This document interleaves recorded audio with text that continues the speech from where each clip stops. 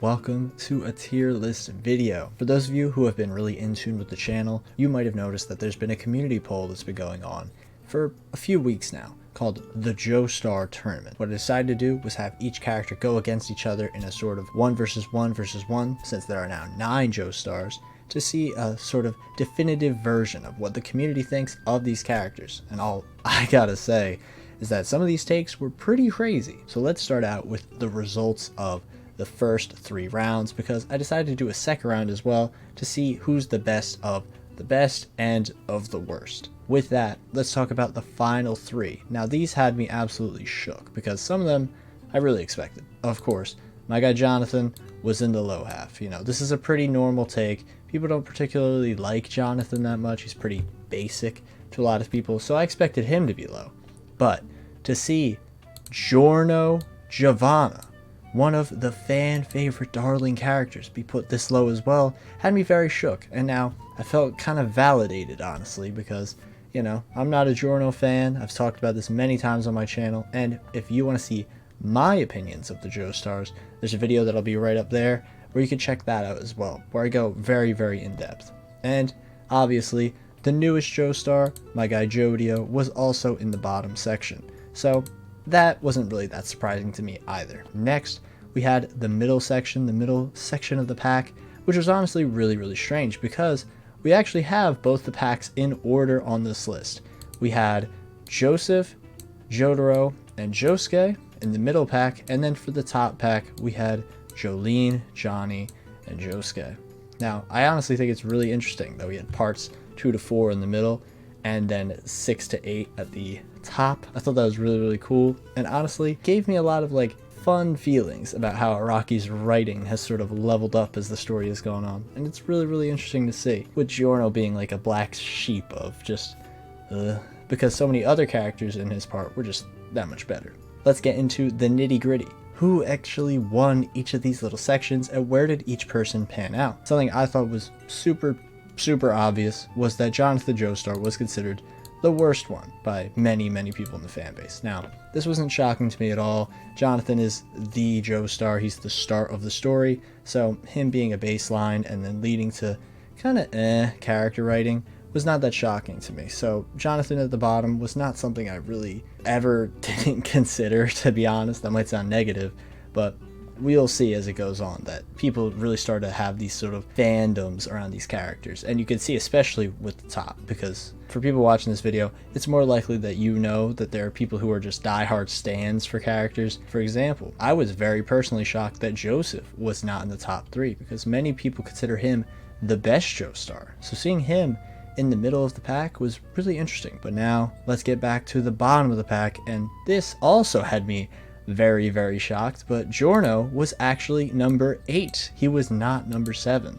Now, Jodio being a super fresh character on the market, obviously there's a lot of recency bias and hype for the character. I think a lot of people are already liking Jodio so much because of what he's able to represent as a whole, because of his sort of snarky attitude and him being an inversion of Giorno, who's very altruistic and actually caring about the people around him.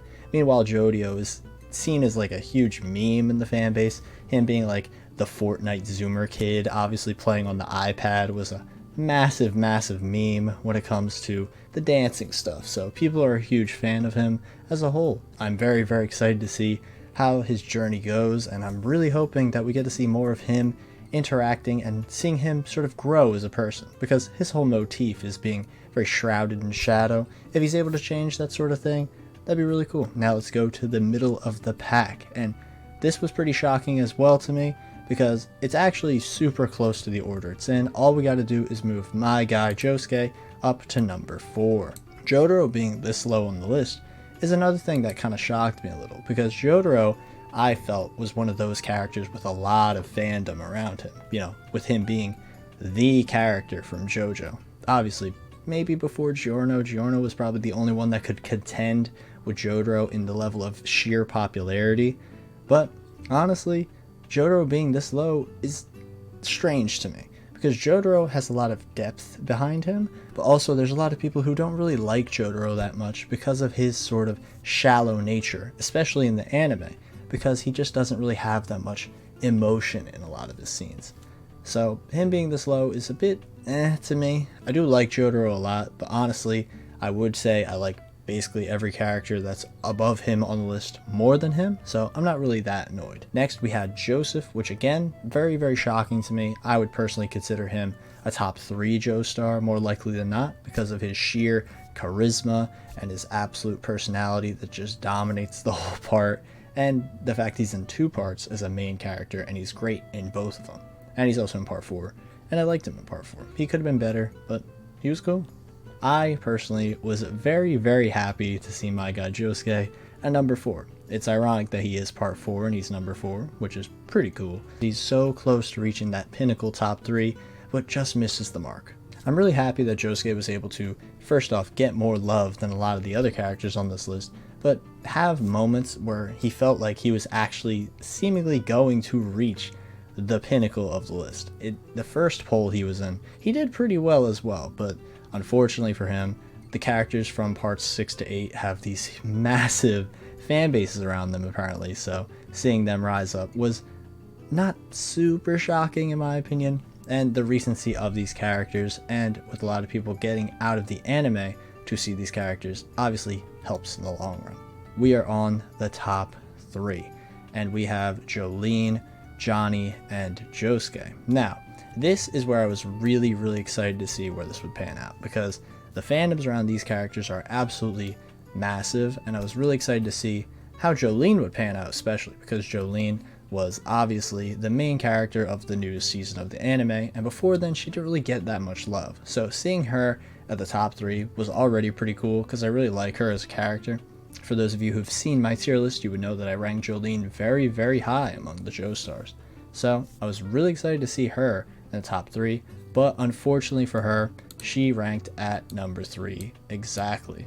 What does that mean for our top 2, the 2 manga exclusive protagonists? Josuke, the man who struggles with finding his identity, and Johnny, the man who struggles to find his path in life. The winner of the JoESTAR tournament was actually not even close. It was Johnny JoESTAR. He basically has dominated the entire poll, and honestly, I'm gonna put my hands up here, I assume this would happen. Josuke 8 making it to number 2, honestly, very commendable spot. I'm glad to see Josuke make it this far because Josuke honestly is a really well written character. Now, I've expressed my gripes with JoJolion many times on this channel to show that I'm not really a huge fan of the ending with Toru. We're not getting into that at all in this video though, because I do want to highlight Josuke because he honestly is one of the highlights of JoJolion. His writing is very well done, and his journey, although not in a literal sense, is probably the best journey of any JoJo protagonist, because you see him become someone who's very self-assured when many of the JoJo characters are already self-assured. So seeing that was really cool, and I feel like a lot of people also resonated with him trying to find himself. So I'm not shocked to see him at number 2. Not only do I personally think Johnny is a great character, but many other people do as well. Now, am I going to say Johnny is like clear the best JoJo? No, he is my favorite because of his struggle and the way he has these super low moments that I feel like a lot of the other characters in the series don't have the similar amount of, but I like him so much because of the sort of journey he goes on that we see metaphorically and then him physically going on a journey. Araki does this very well with all of the journey part sections of the story, and although people don't want to admit it, Jotaro is a great example of this because Araki reused him in the story to sort of develop his character even further after the journey. Jodio being number 7 to me is crazy. Like, the fact he actually beat Giorno, like, to me that is so insane, because I assume people love Giorno, like, because the part 5 anime, you know, blew up like crazy. But for me, you know, who I said earlier in the video, it's not a huge Giorno fan, seeing Jodio take him over, to me, was super shocking. What would you change? Who did you have at the top? And what would your order be? Let me know down below. That's going to be it from me, and if you are interested in any JoJo content like this in the future, consider supporting the channel, and it would be greatly appreciated. So with that, take care, and have a good one.